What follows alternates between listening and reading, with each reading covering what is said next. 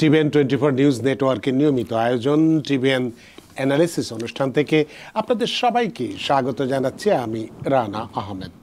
সুপ্রিয় দর্শক, আপনারা এই মুহূর্তে যারা ঘরে টেলিভিশন সেটের সামনে বসে অনুষ্ঠানটি দেখছেন কিংবা আর একটু পরে টেলিভিশন সেটের সামনে বসে আপনাদের এই প্রিয় অনুষ্ঠানটি উপভোগ করবেন, কিংবা এই মুহূর্তে যারা ফেসবুক লাইভে ঢুকেছেন অথবা আরেকটু পরে ফেসবুক লাইভে ঢুকবেন, কিংবা আরও পরে সময় সুযোগ মতো যারা ইউটিউবে অনুষ্ঠানটি দেখবেন, তাদেরকেও আগাম স্বাগত জানিয়ে রাখি।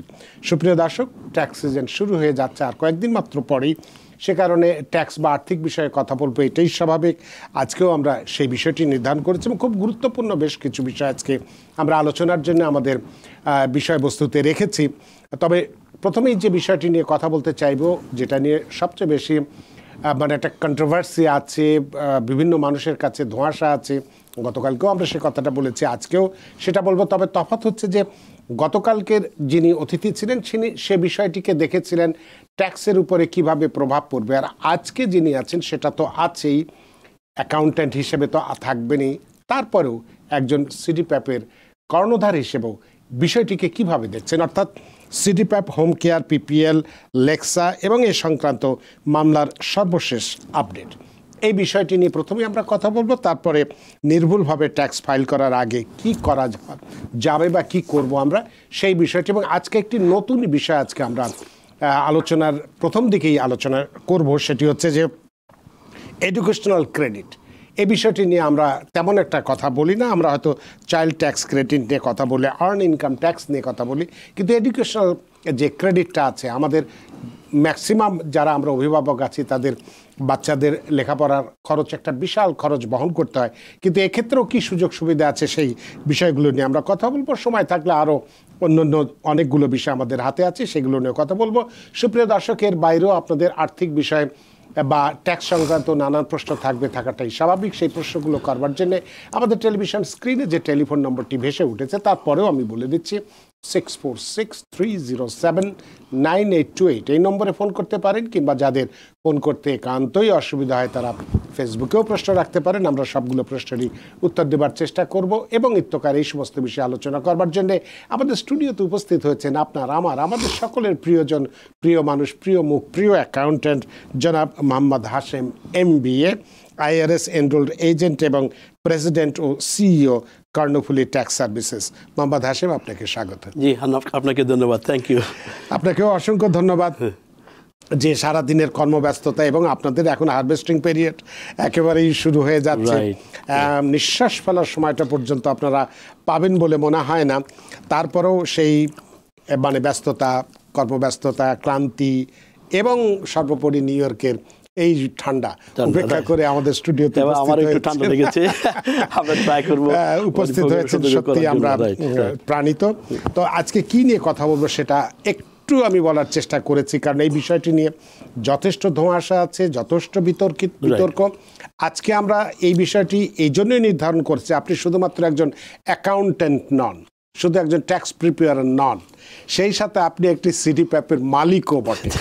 সেই হিসেবে বা কর্ণধার হিসেবে আমরা আপনার কাছ থেকে জানতে চাইব, ধোঁয়াশাটা দূর করতে চাইব আপনার আলোচনার মধ্যে দিয়ে, যে ট্যাক্সের উপরে কি প্রভাব পড়বে সেটা আমরা অনেকেই বলেছি, কিন্তু বর্তমানে যে এইটার বিপরীতে বা বিরুদ্ধে মামলা হয়েছে, সেই মামলা সংক্রান্ত বিষয়টা জানতে চাইব, এবং প্রকৃত চিত্রটা আপনার কাছে চাইব তুলে ধরতে, যাতে করে এই যারা এই প্রায় 2.5 লক্ষের উপরে যে আমাদের এই কনজিউমার আছেন, তারা এই বিভ্রান্তির মধ্যে যে রয়েছেন, সেই বিভ্রান্তিটা থেকে দূর হয়ে তারা যাতে একটা স্বস্তির নিঃশ্বাস নিতে পারে। জনাব মোহাম্মদ হাশিম। জি, ধন্যবাদ রানা ভাই। অলসো ধন্যবাদ টিভিএন দর্শকদেরকে যারা আজকে আমাদের অনুষ্ঠান দেখছেন। আমরা ট্রাই করি সবসময় আপনাদেরকে আপডেট দিতে। তবে প্রথমেই বলে নিতে চাই যে আমাদের ট্যাক্স সিজন শুরু হবে জানুয়ারি 27 এবং শেষ হবে এপ্রিল 15, 2025। এই বছর কোনো আর দেরি নয়, মাঝে মধ্যে বিকজ অফ স্যাটারডে সানডে থাকার কারণে অনেক সময় 2 দিন এক্সটেন্ড করা থাকতো, কিন্তু এই বছর আমরা সেটাকে পাচ্ছি এপ্রিল 15 পর্যন্ত। সো জানুয়ারি 27-এ ট্যাক্স সিজন শুরু হয়ে যাচ্ছে আর 15 তারিখে শেষ হবে।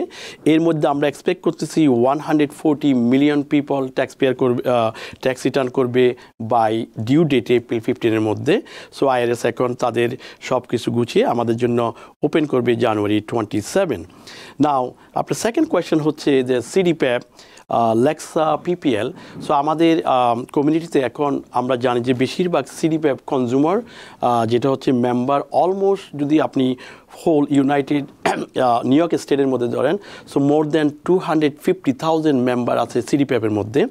এখন সিডিপ্যাপ কন্টিনিউ থাকবে, এখন আছে, তবে গভর্নর খ্যাতি হকল যেটা করেছে সে মনে করতেছে যদি 700 যে বর্তমান সিডিপ্যাপ রয়েছে তাদেরকে যে পেমেন্টটা করতে হয়, এটা ছিল দেখেন $2.5 বিলিয়ন একটা আপনার প্রোগ্রাম, সেটাকে এখন নিয়ে আসা হচ্ছে $9 বিলিয়ন।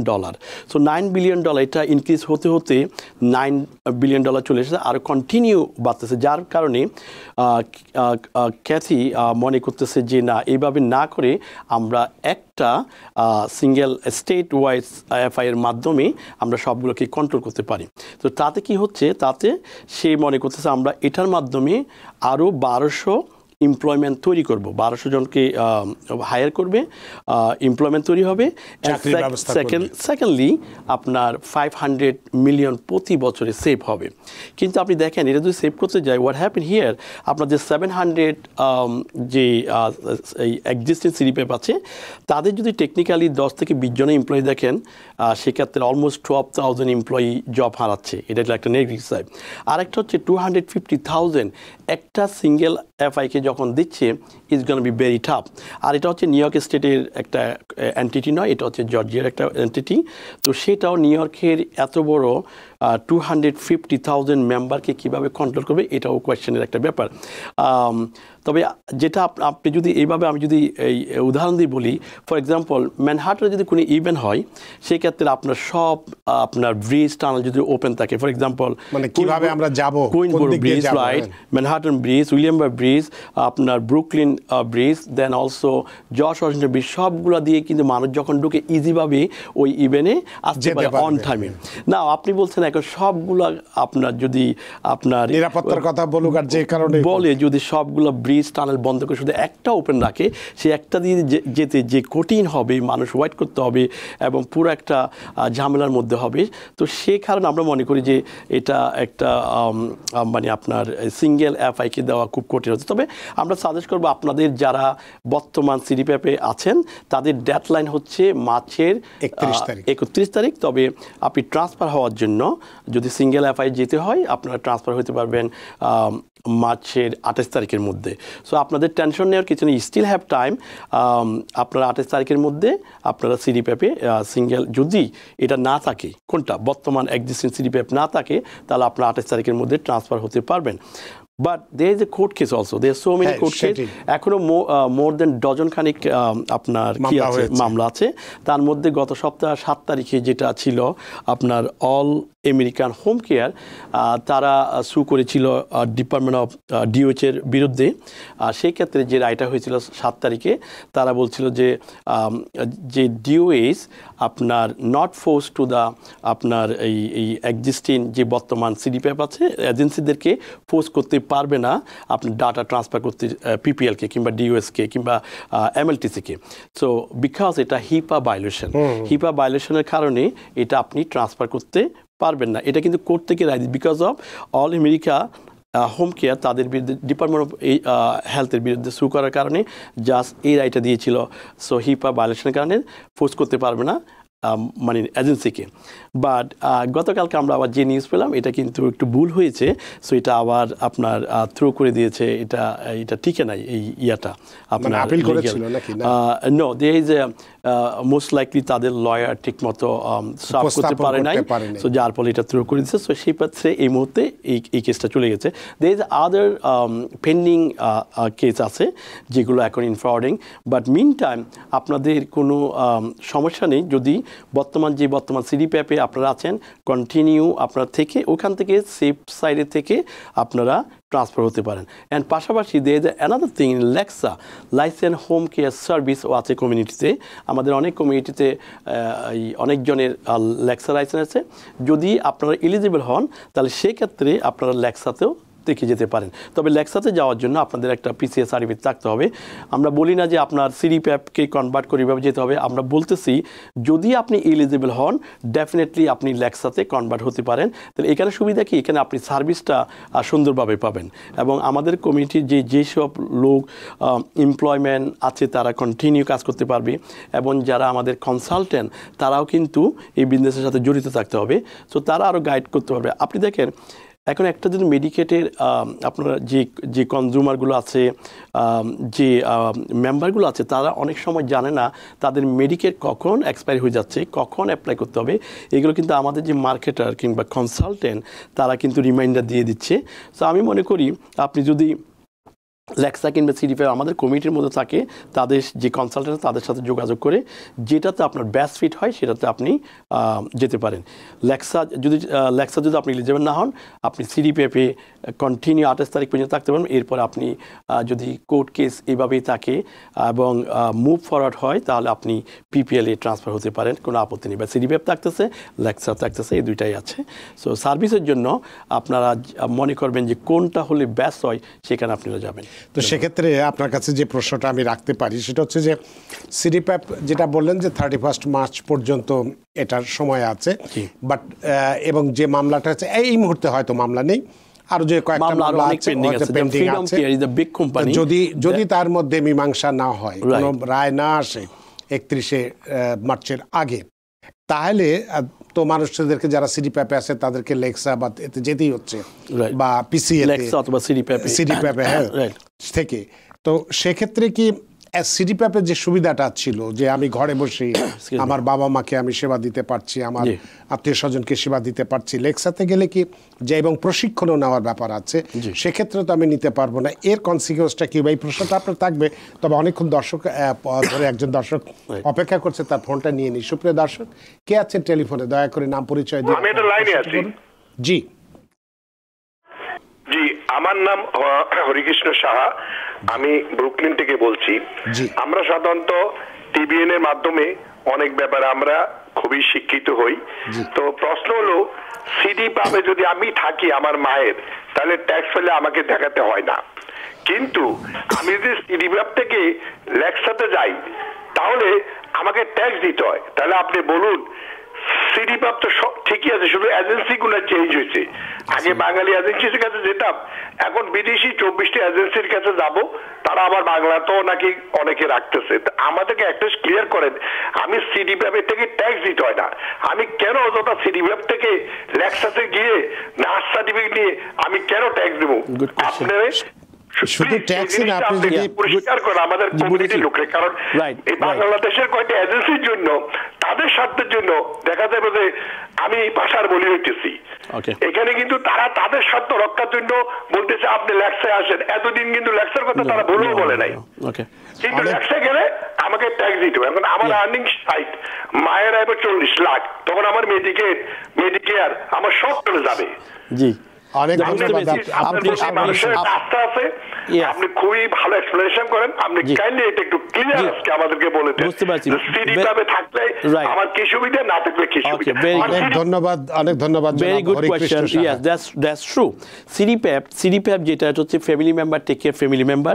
আপনি যদি একই বাসায় থেকে আপনার ফ্যামিলিকে টেক কেয়ার করেন, definitely IRS internal revenue code section 2014-7 এর আন্ডারে আপনি এক্সক্লুশন নিতে পারবেন। ফর এক্সাম্পল, সিডিপিএফের যে ইনকামটা হবে আপনি পুরোটা ট্যাক্সের মধ্যে আপনি ট্যাক্স পে করতে হবে না, zero, you don't have to pay the tax. For example, আপনার 40,000 ইনকাম আছে সিডিপিএফ থেকে, ওখানে যে 40,000 যদি ইনকাম থাকে, এই 40,000 totally zero, you don't have to pay the tax. আপনি যদি উইথহোল্ড দিয়ে থাকেন সেটা আপনার ফেরত আসবে। That's right. সিডিপিএফ থেকে আপনাকে লেক্সা যাইতে বলা হচ্ছে না। আপনি যদি সার্ভিসের কারণে আপনি সিডিপিএফ থেকে ট্রান্সফার হয়ে আপনি কোথায় যাচ্ছেন, পিপিএল এর কাছে যাচ্ছেন, you fine, but there is a deadline মার্চের 28, এবং আপনি পিপিএল এর আপনার সিডিপিএফ ঠিক থাকতেছে, এখানে সমস্যা হচ্ছে না। আমরা যেটা বলতে চাচ্ছি, লেক্সা আগে ছিল না, তবে লেক্সা যে যদি সিডিপিএফ যদি আপনার কোনো কারণে কোনো প্রবলেম হয়, দেন ইফ ইউ আর এলিজিবল আমরা বলতেছি না যে আপনাকে লাইসেন্স নিতে হবে, যদি ইফ ইউ আর এলিজিবল কিংবা আপনার যদি লাইসেন্স রিকোয়ারমেন্ট করে লেক্সা যাওয়া যায় সেটা আপনার ব্যাপার, বা সিডিপ্যাপে যদি আপনি থাকেন তাতে কোনো সমস্যা নেই, ক্যান ট্রান্সফার দ্য এক্স্যাক্টলি যে অবস্থা আছে সেভাবেই আপনি ট্রান্সফার করে পিপিএলে নিয়ে যেতে পারবেন। আর আপনি যদি সার্ভিস যদি ভালো পান ডেফিনেটলি আপনি stay there, because you get the tax credit and also you don't have to do anything, you don't have to take the certificate, and সেক্ষেত্রে আপনি সিডিপ্যাপ টাকাটাই বেটার। এটা আমি মনে করি you don't have to go to Lexa. তো সেক্ষেত্রে কি তার নিজের বাবা মাকে সেবা দিতে পারবে? সিডিপ্যাপ সেম থাকবে। উনি যেটা বলছে যে পয়েন্টটা নিয়ে আসছে 700 দ্য এজেন্সি থাকতেছে না, বাট সিডিপ্যাপ থাকতেছে, সিডিপ্যাপ কন্টিনিউ চলবে। ইটস সিমিলার লাইক দ্য এখন 700 এমপ্লয়ি আপনার এজেন্সিগুলা মেনটেন করতেছে, সেটাকে এখন একটা মেনটেন, কিন্তু সিডিপ্যাপটা থাকতেছে। তাহলে ওনার কোনো কিছুই পরিবর্তন হচ্ছে, ট্যাক্স রেটই পাচ্ছে। তাহলে সেক্ষেত্রে তার প্রশিক্ষণ নেওয়ার তো দরকার পড়ছে না। No, they are not, they don't have to take the license for the CDPAP. So only if anyone go to, let's say someone কোনো মেম্বার আছে তাদের টেক কেয়ার করার কেউ নেই, তো সেই ক্ষেত্রে যদি বাইরে থেকে লোক যায় সেক্ষেত্রে তখন পিসিএস সার্টিফিকেট লাগবে, তখন বাইরে থেকে লোক গিয়ে ওই মেম্বারকে টেক কেয়ার করবে। তখন আপনার যদি তার ছেলে মেয়ে বা আত্মীয়স্বজন কেউ না থাকে সেক্ষেত্রে সেটা হতেই পারে, সেটা তো কোনো সমস্যা নেই। তো আমরা বলতেছি যে কমিউনিটিতে সিডিপ্যাপও আছে, লেক্সা আছে, এবং ডেফিনেটলি আপনার বিগ কোম্পানি পিপিএল আছে। একটু আগে বলেছিলাম how they gonna run. So আপনারা দেখবেন কীভাবে হয়, পেমেন্ট যদি ঠিকমতো পান এবং আপনাদের যদি পেমেন্ট যদি ঠিকমতো দেয়, ডেফিনেটলি আপনি continue with the CDPAP and you don't have to do anything, just call PPL. তবে আপনি পিপিএল ওয়েবসাইটে গেলে দেখবেন ওখানে আপনার ডেডলাইন হচ্ছে মার্চে 28। আমরা এটাও বলি না যেন আপনার সার্ভিসটা চলে যায় বা ইন্টারাপ্ট হয়, এটাও আমরা চাচ্ছি না। আপনি 28 তারিখের মধ্যে আপনি ট্রান্সফার করতে পারবেন। তো সেক্ষেত্রে আমার যে প্রশ্নটি আমি করেছিলাম সেটির উত্তর আপনি দিয়েই ফেলেছেন। তো এক্ষেত্রে একটু যদি যেটা বললেন সিডিপ্যাপ থেকে যদি যাদের পিপিএলে চলে যেতে হচ্ছে বা লেক্সাতে যদি চলে যেতে হয়, ট্যাক্সের ক্ষেত্রে কি প্রভাবটা পড়তে পারে? ট্যাক্সের ব্যাপারে সিডিপ্যাপের বেলায় যেটা থাকবে সেটা সেমই থাকবে, একই ভাষায়।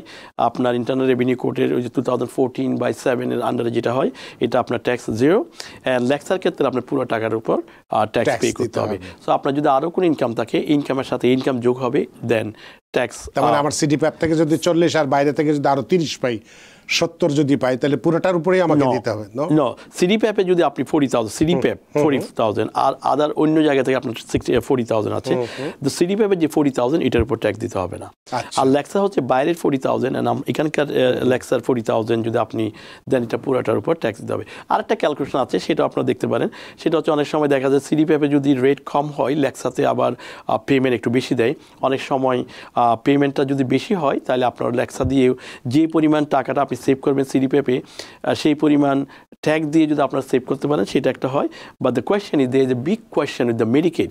তো আপনি সার্টেন ইনকামের নিচে যদি না থাকে, তাহলে আপনার মেডিকেডটা ঠিক থাকতে হবে, ওইটা আপনার খেয়াল রাখতে হবে, ভেরি ইম্পর্টেন্ট। সো আমাদের সাজেশন হচ্ছে যে আপনারা হচ্ছে কনজিউমার এবং পিএ আপনাদের থাকবে কীভাবে আপনাদের লাইফস্টাইল ইজি হয়।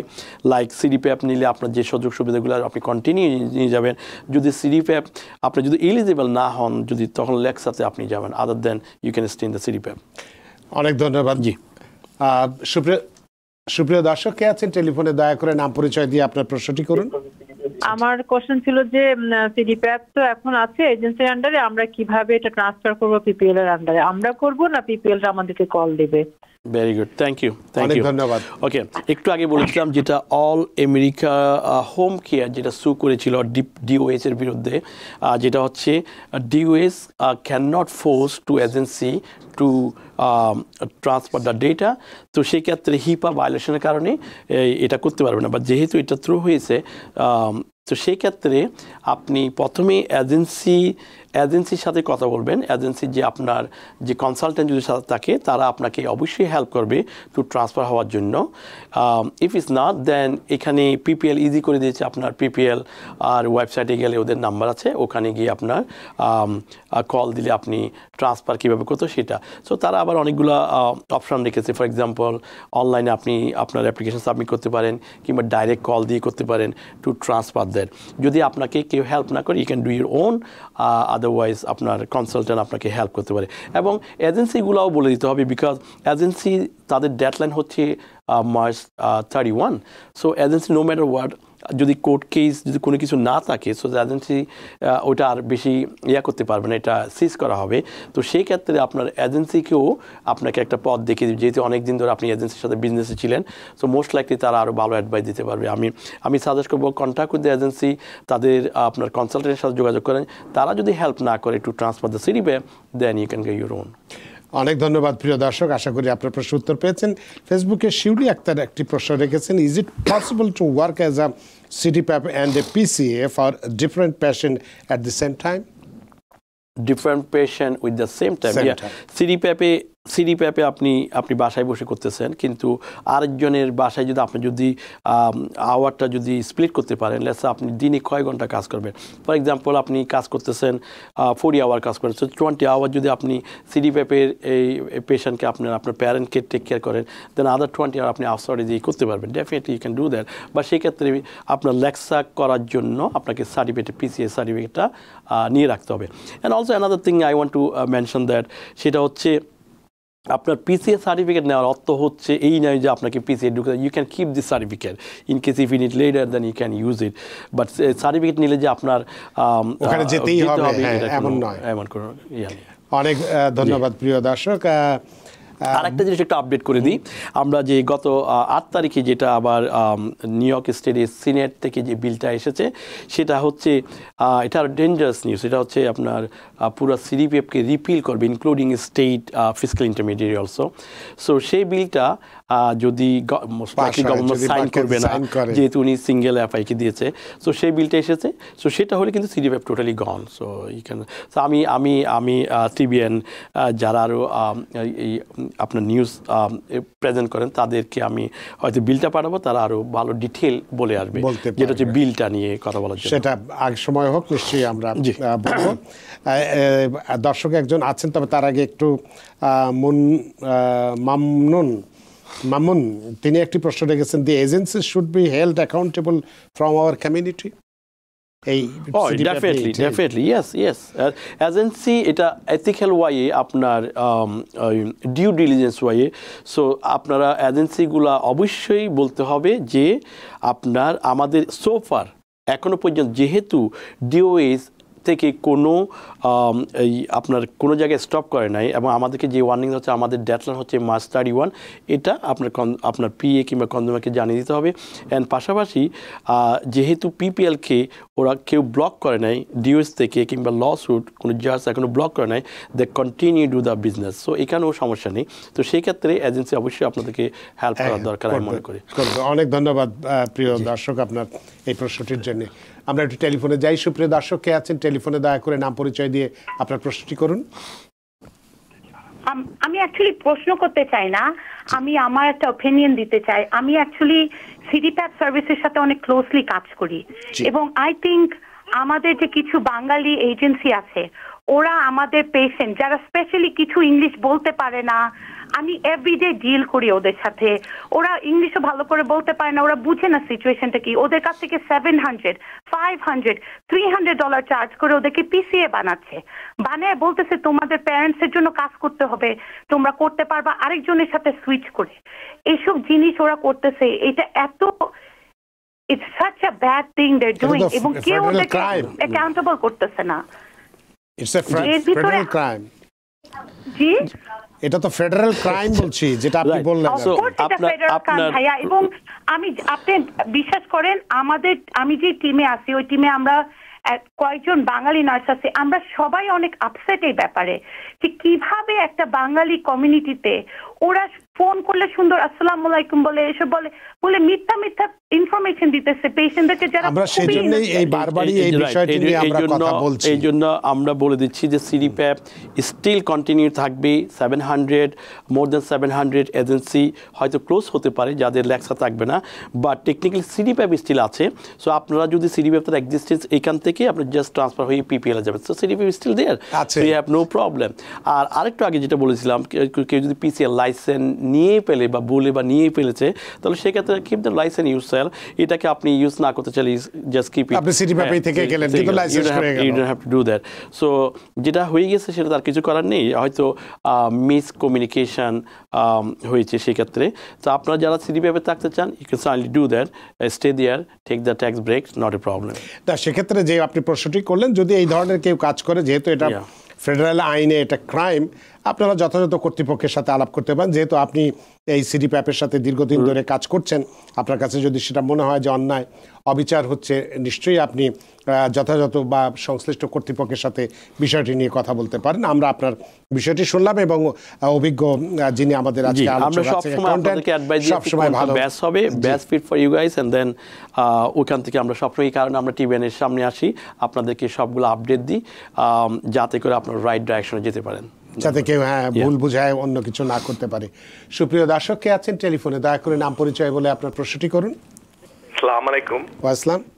ভাইয়া, আপনারা দুজন অভিজ্ঞ ব্যক্তির কাছে একটা কথা তুলে ধরতে চাই, সেটা হলো লেকচাতে যারা যাবেন, আমি আপনার নার্স না, অথচ অন্য বাসা থেকে বেল নেব, আলটিমেটলি এগুলা আমাদের অনেক ক্ষতি হবে। এই কথাটা আমি আপনাদের মাধ্যমে একটু সমাজকে জানাতে চাই। ধন্যবাদ। আসলে আমাদের কমিটি পুরো একটা ফ্রাস্ট্রেশনের মধ্যে পড়েছে যে কোন জায়গায় যাবে। So it's clear that CDPAP is still there, only CDPAP just আপনার একটা স্টেট ওয়াইড আপনার ফিসক্যাল ইন্টারমিডিয়েটে নিয়ে যাচ্ছে, যেটা হচ্ছে পাবলিক পার্টনারশিপ LLC। সো সেই কোম্পানিতে আপনাকে ট্রান্সফার হতে হবে সিটিপ্যাপের মধ্যে যদি থাকেন।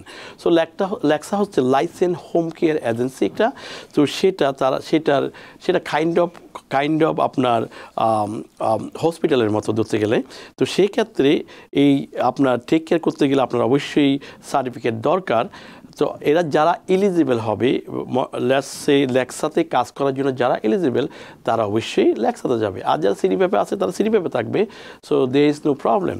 সো আমার কথা হচ্ছে যে আপনি যদি মনে করেন যে না আমি সিটিপ্যাপে থাকবো, আমরা কন্টিনিউ বলে যাচ্ছি, আপনার ট্যাক্স ব্রেক আছে, আপনার ট্রান্সফার হতে কোনো সমস্যা নেই, আপনি যদি সার্ভিসটা যদি ভালো পান, ডেফিনেটলি আপনি সিটিপ্যাপে ট্রান্সফার হবেন। অনেক ধন্যবাদ প্রিয় দর্শক, আপনার এই অনুভূতির জন্য বা যে অনুভূতি নিয়ে আপনি যে প্রশ্নটি করেছেন সেটির ব্যাপারে আপনাকে অসংখ্য ধন্যবাদ। তা আমরা বোধহয় এই বিষয়টি নিয়ে আর আলোচনা করতে চাই না। আমরা যে আপডেট যদি আসে, যে বিলগুলো হচ্ছে, লসুটগুলো হয়েছে, ডজন খানিক লসুট স্টিল আছে because of the Kathy Hochul $9 billion যে আপনার বাজেট, এটা পুরোটা কিভাবে একটা সিঙ্গেল এফআইকে দিল 700 এজেন্সিকে আপনি বন্ধ করে। সো তাদের 700 এজেন্সি কি হচ্ছে এখন, তারা কিন্তু তাদের অফিস রয়েছে, র্যান্ট দিতে হচ্ছে, লিজ আছে তাদের, মনে করেন 10 years, yes, then also rent pay করতে হচ্ছে তাদের। দেন অলসো আপনার যদি 10 থেকে 12 জন এমপ্লয়ি থাকে, তাহলে টেকনিক্যালি জেনারেল আছে যদি আমি বলি, বা প্রায় 12,000 পিপল আনএমপ্লয়মেন্ট হয়ে যাচ্ছে। And also they is a marketer, consultant, তারাও কিন্তু জবলেস হয়ে যাচ্ছে। তো সেই দিক থেকে চিন্তা করে তারা একটা সিঙ্গেল এফআইকে দিয়েছে। তো সেটা তারা যদি সার্ভিস যদি ভালো দেয় এবং গভর্নর যদি এইভাবে তাদের টাকা সেভ করে, আমরা একটু আগেই বলেছিলাম 500 মিলিয়ন পার ইয়ারে, তবে সেটা তারা করতে পারতো যদি বাজেটটা একটু কমিয়ে 700 কোম্পানিকে বাঁচিয়ে রাখতো। সেটা না করে যেহেতু 500, and there is another thing, because of so many fraud, আপনি দেখেন সো মেনি ফ্রড হয়েছে, যার ফলে আমি অনেক শুনেছি সেই ক্ষেত্রে দেখে বাংলাদেশে আপনি আছেন কিন্তু স্টিল ইউ সেইং দ্যাট আমি আমার প্যারেন্টকে টেক কেয়ার করতে, মারা গেছে এমনও নাকি হয়েছে এরকম।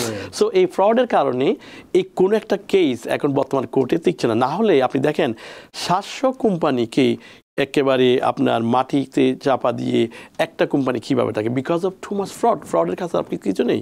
সো ফ্রডের কারণে এই জিনিসগুলো হচ্ছে।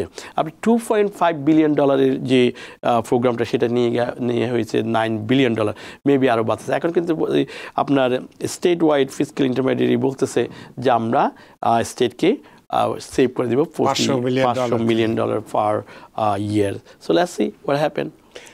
সেটাই, দু একজন মানে খারাপ মানুষের জন্য পুরো সিস্টেমটাকে একদম ডিসরাপ্ট করে ফেলাটা দুঃখজনক।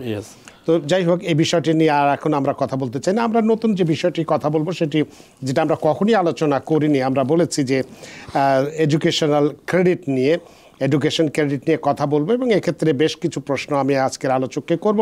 তবে তার আগে একটি ছোট্ট বিরতি নিতে চাই, বিরতির পরে এসে এই গুরুত্বপূর্ণ বিষয়টি নিয়ে কথা বলতে চাই। সুপ্রিয় দর্শক, সে পর্যন্ত আমাদের সাথেই থাকুন। সুপ্রিয় দর্শক, বিরতির পর ফিরে এলাম আপনাদের প্রিয় অনুষ্ঠান টিবিএন অ্যানালিসিসে।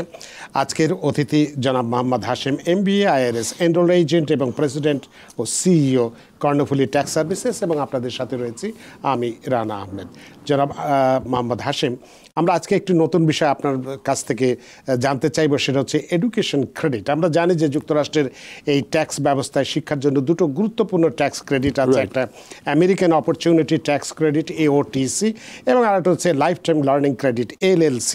তো এই যে শিক্ষার্থীদের তাদের পরিবারের শিক্ষার খরচ কমাতে যথেষ্ট সাহায্য করে, এক্ষেত্রে আপনার কাছে যে প্রশ্ন থাকবে, যেটা কাদের জন্য প্রযোজ্য, তার যোগ্যতার কি শর্ত থাকে, কতটুকু ক্রেডিট পাওয়া যায় বা কতটুকু কাভার করে, এই বিষয়টি যদি একটু পরিষ্কার করেন তাহলে আমাদের প্রত্যেকটা গার্ডিয়ানের ছেলে মেয়ে পড়াশোনা করে তারা অন্তত এই দুর্মূল্যের বাজারে এই ক্রেডিটগুলো পেলে তারা কিছুটা স্বস্তি নিঃশ্বাস পাবে।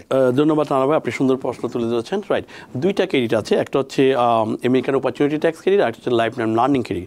আমেরিকা অপরচুনিটি ট্যাক্স ক্রেডিট হচ্ছে আপনি যদি 4 ইয়ার্স কলেজে যান, প্রতি আপনি একেবারে হাই স্কুল পাস করে যখন কলেজে যাবেন, নট দ্য হাই স্কুল থেকে পাস করে যখন কলেজে যাবেন, তখন আপনি ম্যাক্সিমাম যদি আপনি আউট অফ পকেট থেকে দেন, নট দ্য ফাইন্যান্সিয়াল এইড যদি পান, সেটা কিন্তু আপনার অলরেডি সরকার থেকে, গভর্নমেন্ট থেকে পাচ্ছেন, এখান থেকে আপনি আবার ক্রেডিট পাবেন না। So if you pay from out of pocket, then you can take the credit. So maximum credit হচ্ছে আপনার 2500। এটা আপনি 4 ইয়ার্স পর্যন্ত নিতে পারবেন। সো 2500-এর মধ্যে যদি আপনার লাইবিলিটি, সো ট্যাক্স যদি দিতে না হয়, কোনো ট্যাক্স লাইবিলিটি 0 হয়, তাহলে সেই ক্ষেত্রে 40% আপনি পেয়ে যাবেন। সো ফর এক্সাম্পল, আপনার ইনকাম নাও যদি থাকে, then you can get the 2500 tuition pay more than আপনি let's say $10,000 tuition pay করেছেন, তাহলে আপনি 40% $1,000 এই টাকাটা পাবেন। আর যদি আপনার ট্যাক্স লাইবিলিটি মোর দেন 2500, তাহলে আপনি পুরোটাই পাচ্ছেন। সেইখানে পাবেন আপনার $2,500। আর লাইফ টাইম লার্নিং কেজ হচ্ছে, এখানে কিন্তু আপনি ইভেন দো আপনার গ্র্যাজুয়েশন কমপ্লিট, দেন আপনি কন্টিনিউ ওয়ার্ক করতেছেন, আবার জবকে আপনার প্রমোশন নেওয়ার জন্য আরও ক্লাস নিয়েছেন, ক্রেডিট নিয়েছেন, সেই ক্ষেত্রে কিন্তু এই লাইফ টাইম আপনি ক্লেম করতে পারবেন।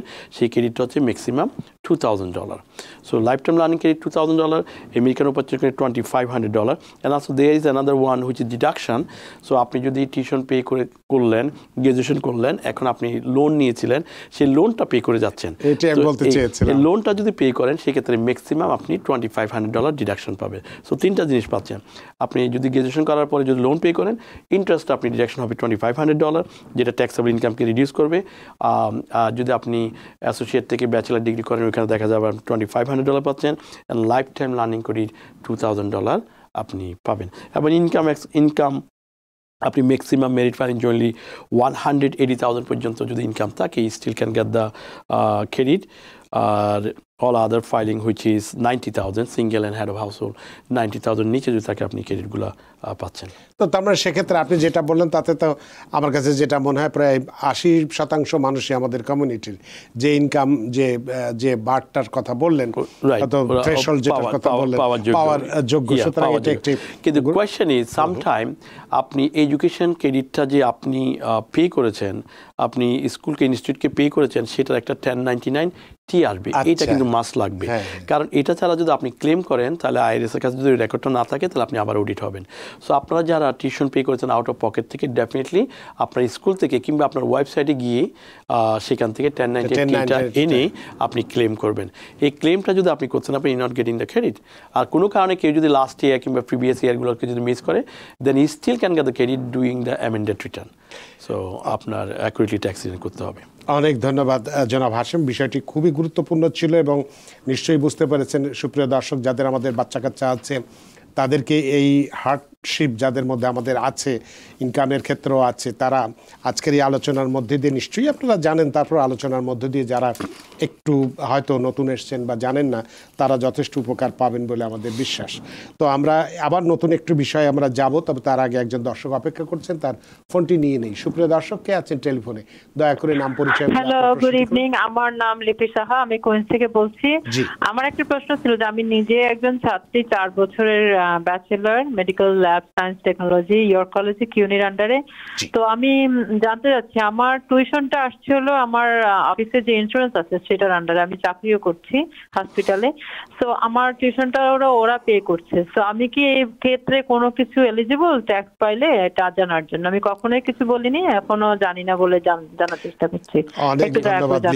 রাইট, যেহেতু এটা এমপ্লয়ার, টেকনিক্যালি ওরা এমপ্লয়ার নেবে, সেই ক্ষেত্রে আপনি যদি কলেজ থেকে আপনার নামের উপর যদি টিউশন হয়ে থাকে, লেটস সে ফর এক্সাম্পল 10-9, আপনার যদি 1090-তে যদি আপনার সোশ্যাল সিকিউরিটি যদি থাকে, নাম থাকে এবং সেখানে টিউশন অ্যামাউন্টটা যদি লেখা থাকে, সেই ক্ষেত্রে আপনি ক্লেম করতে। আদার দেন যেহেতু ওরাই পে করেছে, সেই ক্ষেত্রে যদি আপনি 1090-80 না হয়, এটা মোস্ট লাইকলি এমপ্লয়ার এটা ডিডাকশান নেবে। আর যদি ভুলে যদি কোনো কারণে ওরা যদি আপনার নামে চলে আসে, ডেফিনেটলি আপনি এটা নেবেন। অনেক ধন্যবাদ লিপি সাহা আপনার প্রশ্নের জন্য। আশা করি প্রশ্নের উত্তর পেয়েছেন। জনাব হাশেম, আমরা একটু, যেহেতু আপনি বললেন যে ট্যাক্স সিজন শুরু হয়ে যাচ্ছে 27 তারিখ থেকে এবং 15ই এপ্রিল পর্যন্ত, এবার যেহেতু ছুটির দিন নয়, সুতরাং 15ই এপ্রিলেই রাত 12টায় শেষ হয়ে যাবে। এক্ষেত্রে নির্ভুলভাবে ট্যাক্স ফাইল করার জন্য আমাদেরকে কি করতে হবে? এবং অনেকেই আমাদের ঘোস্ট প্রিপেয়ার আছে, এই সম্পর্কে আমাদেরকে আপনি একটু, কেন আমি একজন দক্ষ বা পেশাদার ট্যাক্স প্রিপেয়ারের কাছে যাব, সেই বিষয়টি যদি একটু ব্যাখ্যা করে দেন, তাহলে অন্তত শুরুতেই যাতে আমরা একটু সচেতন হতে পারি। ধন্যবাদ, সুন্দর প্রশ্ন করেছেন।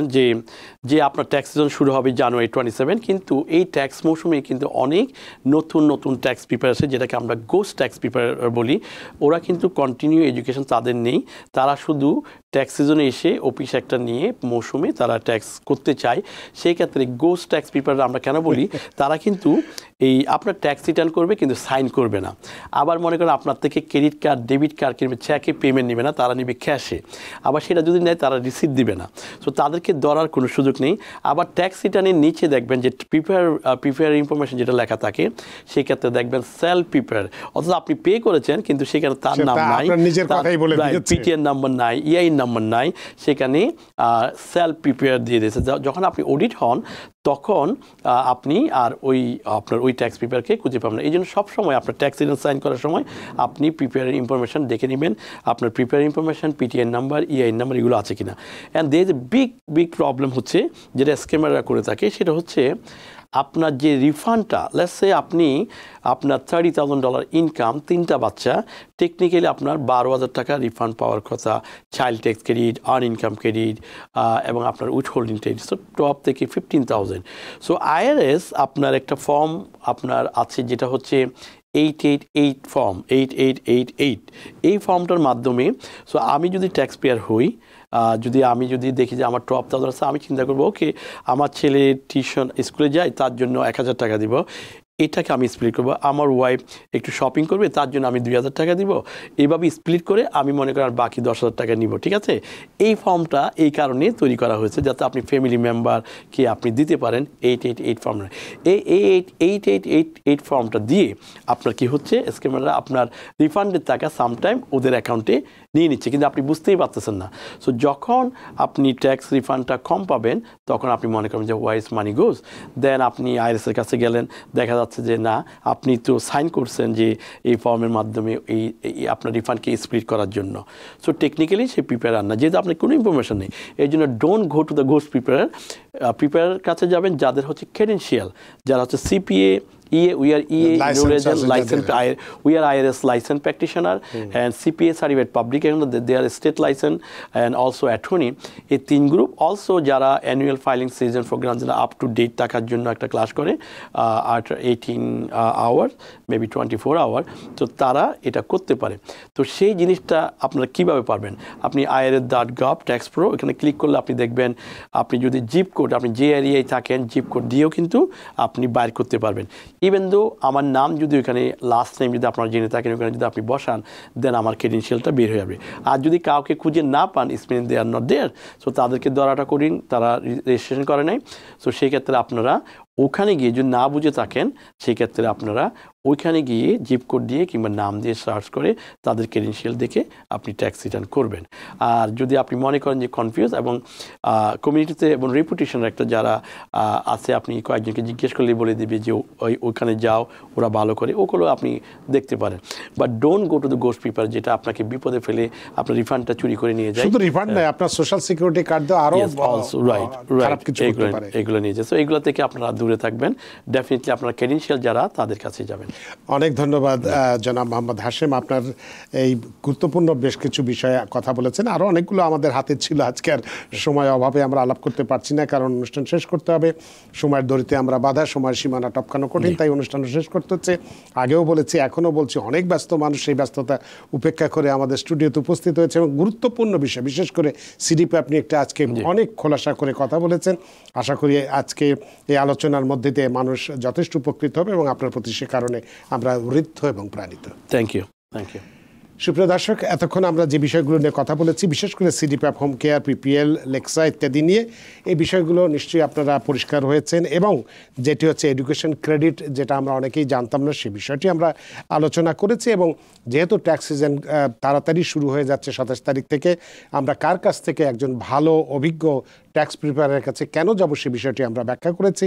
আশা করি আজকের এই আলোচনার মধ্যে দিয়ে আপনারা যথেষ্ট সমৃদ্ধ হয়েছেন। সুপ্রিয় দর্শক, যে যেখানেই থাকুন, ভালো থাকুন, সুস্থ থাকুন, নিরাপদে থাকুন টিভিএন 24 নিউজ নেটওয়ার্কের সাথেই। শুভরাত্রি। টিভিএন 24 টেলিভিশন দেখতে আজই কল করুন 7187776556। লগ ইন করুন www.totalcablebd.com। নিউ ইয়র্ক থেকে সম্প্রচারিত টিভিএন 24 টেলিভিশন বিশ্বজুড়ে বাঙালির কণ্ঠস্বর।